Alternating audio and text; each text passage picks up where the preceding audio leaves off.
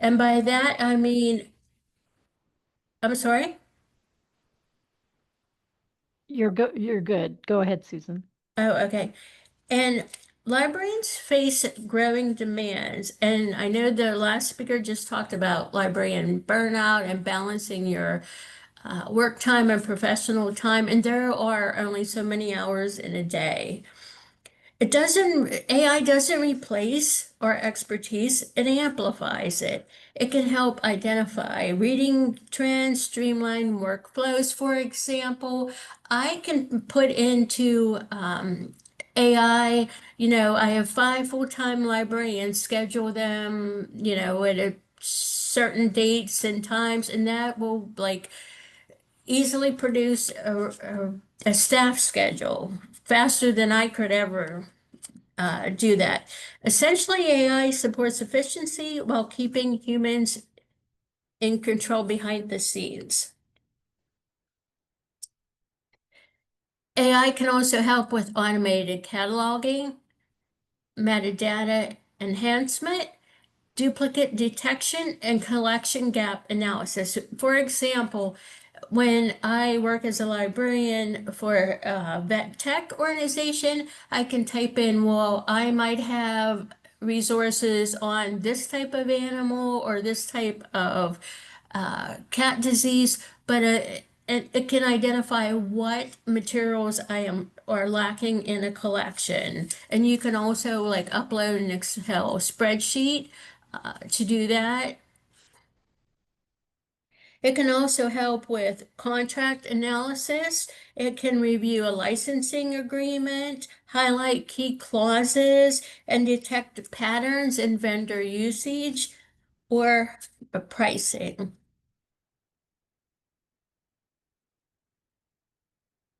AI has powered search and discovery. I am interested in like creating my own chat bots, and I know like some libraries are doing a lot with AI right now, particularly like some academic libraries, and they are also teaching their customers and their students how to evaluate AI effectively and how to uh, use it to personalize like reading or article recommendations. Many libraries can use AI-powered chatbots to answer routine questions like opening hours or how to renew a book, and this frees up a librarian's time to handle more complex tasks. I know some libraries that have used like a chatbot to say, these are the hours we're open. If you'd like to, press one or something if you would have a certain type of question. Collection development, AI can be used to support purchasing decisions. It can be used to identify high demand resources. If you put in a .cvs file and upload it, it can tell you like certain analytics. So, for example, it can tell you like if your cookbooks were the most frequently circulated item in your collection. It can also search for images for you. You can have it search for an image out of a specific article or book. You can, some libraries are also using it to create certain images. It will also help with creation of like a graphic. As you may know, AI has many benefits, but integration requires care. Many libraries are starting very small with a very small pilot project. Always keep humans in the loop and be transparent about how you are using it in your institution. The exciting part is many AI tools are readily accessible today for free or at low cost. Examples include AI platforms that can assist with cataloging records. You can find translators that support multilingual or one-time constrained patrons. You can develop a data dashboard that visualize usage trends and help libraries make informed decisions quickly. The tools can be adapted without a major financial investment. I would recommend to you start small and use AI to streamline your what operations you can. You can use it to reduce routine tasks and also for automated staff scheduling. It's important to understand the AI tools and to implement them wisely in your library. For example, at the University of Pittsburgh, we now have resources to teach students how to cite AI, how to use it ethically, and how to look for AI bias and to look for something and evaluate what would be considered an AI image. I have a friend who recently sent me some AI images of himself to see if I could detect if it was really him, and I could tell right away by the facial shape. Some AI images might be harder to recognize than others, but it's important to try it out and to carefully think about what you're seeing and using. Even with Susan. modest AI or with modest budgets, AI can make a big impact, making libraries more efficient, user-friendly, and accessible. I'm sorry to interrupt, but you are at Uh, time. I'm Thank you. sorry? You're at time, You Susan. are at time, Susan. Thank Oh, you. okay. It's just if you have any questions, humans are always the expert. If you have any questions, you can ask me after the end of the next two presentations. And I believe the future relies on collaboration. Feel free to contact me if you have any questions. Thank you. Thank you so much. Our next speaker is James Rhodes. James, you want to go ahead and put your slides up? I'm working fast, just like I'm on a pit crew in NASCAR race or something. Let me see. Okay. Uh, and I got a stopwatch, so I'm timing myself. I want to thank everybody for coming to this. I want to thank NASIG for the opportunity to actually talk a little bit about curriculum-based acquisitions. I work at University of Virginia. I manage a group of 13 people. We work with print resources, electronic resources. So we're working with all types of resources, and we're trying to get the most bang for our buck. And when I think about this curriculum acquisition, I think about it like in the sense like the long tail. Chris Anderson talked about this. He was the editor for Wired back in 2004. It's probably most of you know about it. He had a book on the long tail, and that's the way I look at this: is if you get in it early. Viva, which is the Virtual Library of Virginia, it's our consortium that has over 70 members. They started a pilot program in 2020, and they said, "Hey, we'll give you the money and the process to actually go out there and do acquisitions based off the curriculum." They said, "We're gonna we're gonna show you how to reach out to your bookstore. We're gonna give you a template, how to reach out to faculty, how to do the formulas to get the cost avoidance for students, all those types of things." University of Virginia participated from 2022 to 2024. In those 2 years, there was a large number of resources that were actually purchased. This is not textbooks. This is more like supplementary materials. Uh, and then we continued it after those 2 years ended. And for the 3 years, not for this past year, but for those 3 years, we purchased 712 ebooks with unlimited use with no DRM restrictions. And this is something that we plan on continuing. And over this time, when we started out, we bought 138 titles. Then the next semester, it went down to 111. Then finally, just this past fall, it was down to about 30. So you can start to see the long tail. So who can do this? I think any library that supports a curriculum can actually do this. The idea is buying ebooks. That way you have it at point of need for all the students that are in a particular course. And it's a great way for any library that wants to foster partnerships with not only the bookstore, but also with teaching faculty. But unfortunately, unlike what our vision speaker said, this is a project and this is going to be something extra to do. But I truly believe it's worthwhile. So why adopt such an approach? Because you're going to save your students lots and lots of money. Over the 3 years, if no titles were taken off, that they continued for the courses, and we're talking about 4,000 students per year, so 2,000 per semester. At this point, we've saved $1.5 million for students. And that's a huge thing, especially if you're an administrator or a manager, to be able to actually say how important it's probably a part of everyone's mission to support the curriculum at your institution. So there's you're checking off two boxes. Institutional engagement. If you didn't have good engagement with the teaching faculty, this is certainly a way to do it. Of course, remember, you're going to have to get the bookstore to buy into this. And if you can't do it, get somebody above you to actually, lean on those people a little bit. Content awareness, it lets you know most of the content that we got, the supplementary materials was for higher level classes. So you're not getting those, those 100, very few 200 level courses.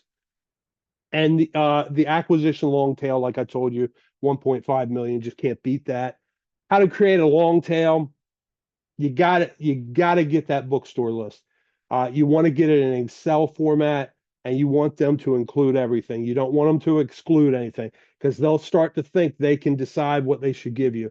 You want to work in correspondence with your book provider. Probably now it's Gobi. So if you can get Gobi to help you, they helped us. I think they will.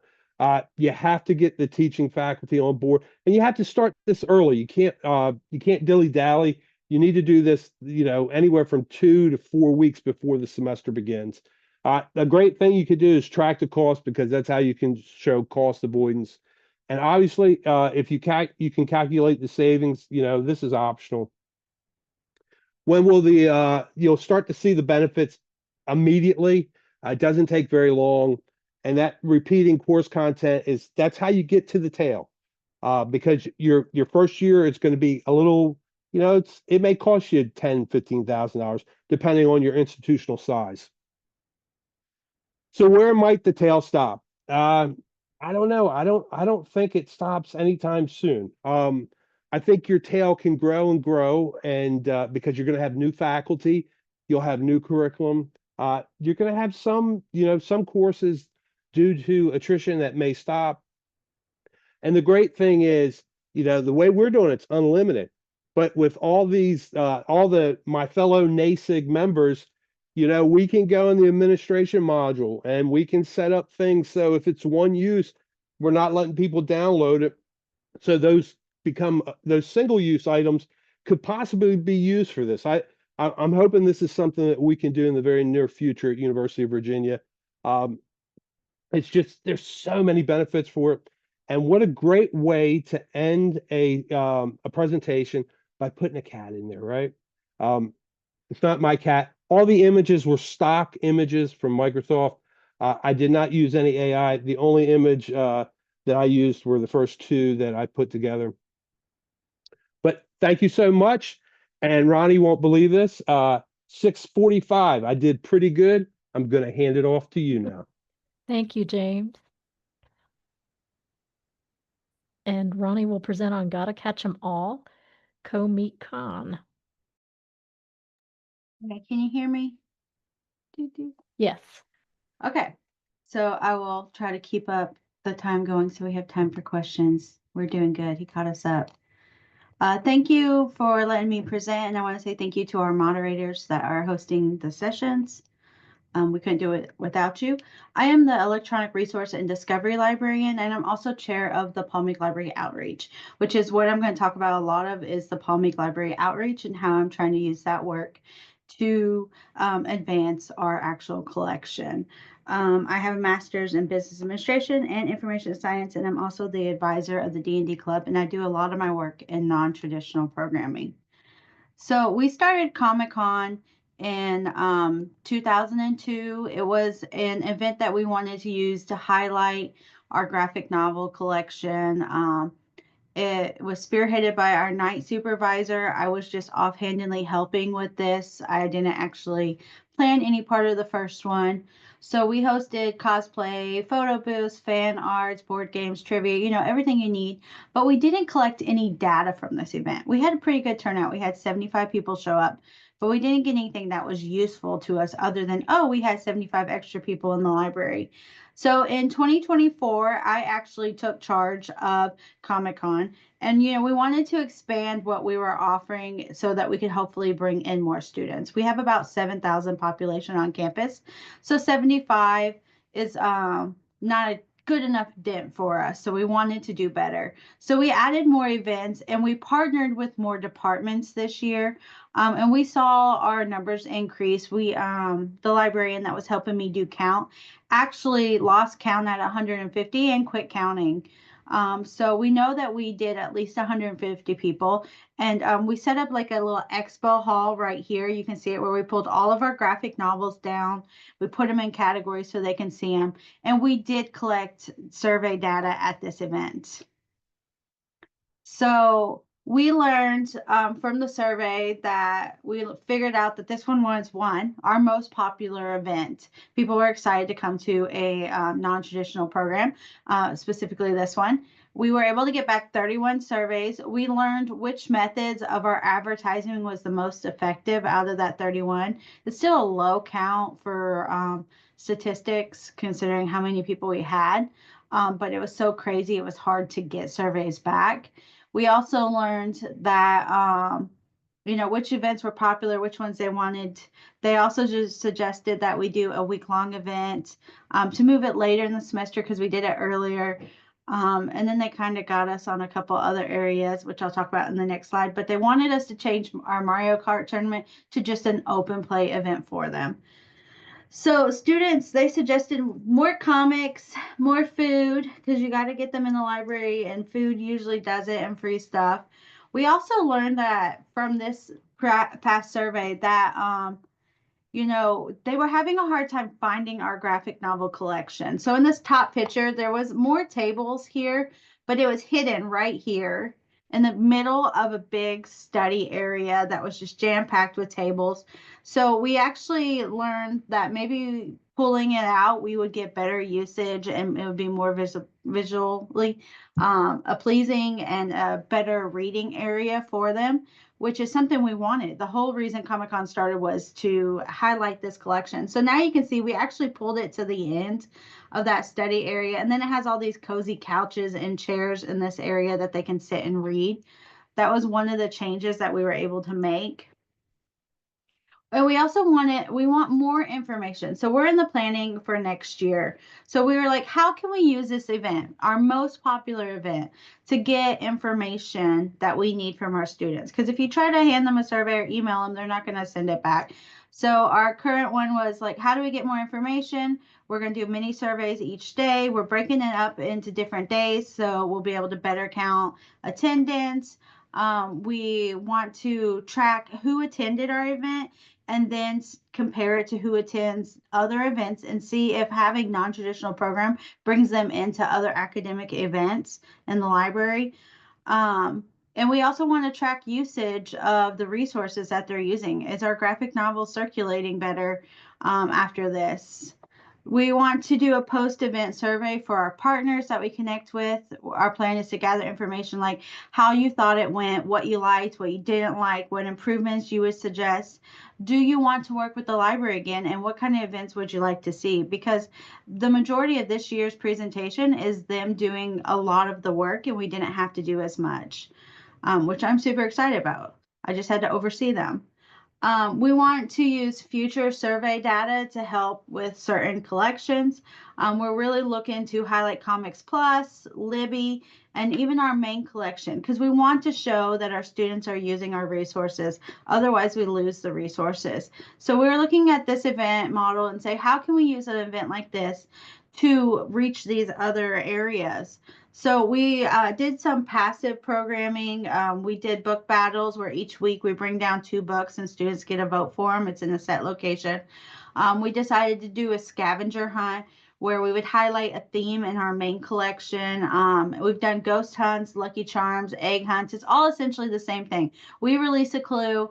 They have to research it, find it in our stacks, and bring it to the circ desk. But it's highlighting a set of books that fall into that category. We don't even purchase the grand prizes. We spend about $10 on little small prizes, and then the grand prize is donated. We also do a yearly open house. This one I feel like could be up there with Comic-Con, except for we don't collect data at this event. So this is one that I'm pushing for us to collect data at. It was a great opportunity to highlight the Libby and the Comics Plus databases that we're really trying to push right now. And then the last one is the partnership and work that I've been doing with Dungeons and Dragons. This was kind of off of the Comic-Con, get them in with something they're interested in, and then keep them in the library. So we had an open play with Dungeons and Dragons. It went really good. They were really excited about it. And then we just started from there. It went to workshops. It went to full open plays. They want to do a full conference, and I'm like, how can we use this? What does this impact on our library? And the impact is we're seeing them introduced to new research tools and materials. They're checking items out. They're requesting us to add items. And if someone's requesting to add stuff, that's what you want. And then we're supporting their learning. And that is the end of mine. And I'll turn it over for questions for everyone. Great. Thank you so much. As you've got questions, please just put those in the Q&A or raise your hand and we'll take care of you. So we've got a question for James in the Q&A. Has the UVA bookstore taken issue with the library's involvement? So I've been at UVA for almost going on 2 years now. No, I think if you start a good relationship, you're going to be able to get those lists. Obviously, at UVA, they're part of the university, so we have a shared goal. Of course, it does cut into their profits a little bit, but they do understand the mission of the university. So the resistance hasn't been that great.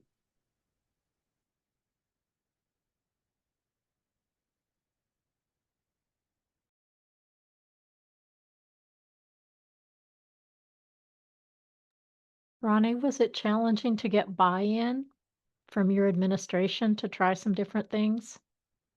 Dungeons and Dragons one was. My dean had never played, so he's like, I don't understand. But then when I started showing him, the benefits of, how we can use it for experiential learning, the D&D club also gave us like a list of comic books that we should add to our collection.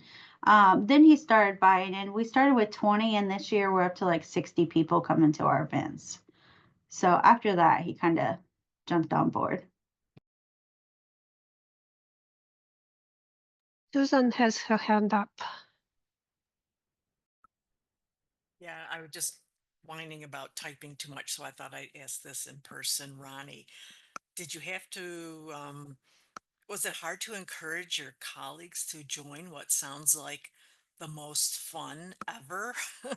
Potentially, I mean, was it hard to come up with volunteers or people willing to help out with this project? Because sometimes, doing something like this and you see the engagement with, your patrons, it really, builds up morale or makes people feel really proud about the work that they do. It does. No, I didn't. I kind of connect people. Like it was open for anyone, but I connected people that like it. Like this year, we want to do a trading station, like a lapel pin, Disney pins. And we actually have a librarian that's super huge into pins. And I'm like, hey, you want to be over it? You just kind of stand over the table, make sure nobody steals anybody's pens, that kind of thing. and we have one that's super into comic books and they jumped on it. It's kind of like I don't want to do all the outreach myself. So if I can find something they like that students like and then be like, hey, can we mix this? They do a lot of the work. And I'd like to point out to them, the more our students see us in the library or outside the library, highlighting the library, the more likely they're going to come to us and ask us questions. I can't tell you how many times I'm stopped on my way to lunch to say, hey, I need to renew my book, or hey, do you have this, or do you have that? And that's because they see us, and that's what we want.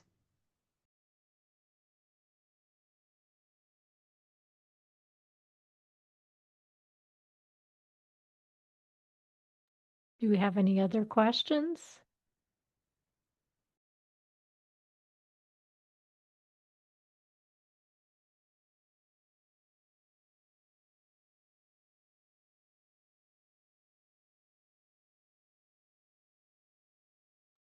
All right. I think we're slowing down. Well, Thanks so, thanks oh. so much, everybody. We really appreciate you coming to the session. Thank you. And we've got a break, folks, until 40 after the hour, and we'll pick back up with medium sessions.